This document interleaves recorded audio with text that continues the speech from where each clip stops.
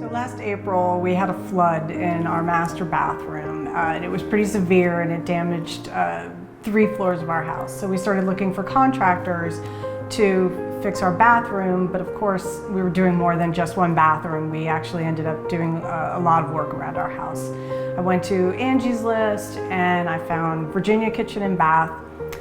We probably interviewed about 4 contractors and we went with Virginia. And the first person who we met and talked with was Tara, the designer, who came up with the estimate for us and worked with us through the design, and she was great.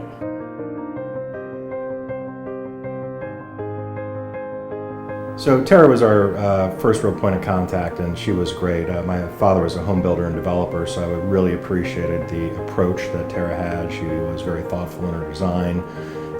Martise was our project manager. He was in charge of the execution.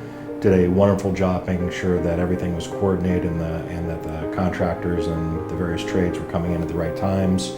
All in all, the proof's in the end results, which I am extremely pleased with. It's as my father told me when he saw the house for the first time, it's like your house has moved 20 years forward.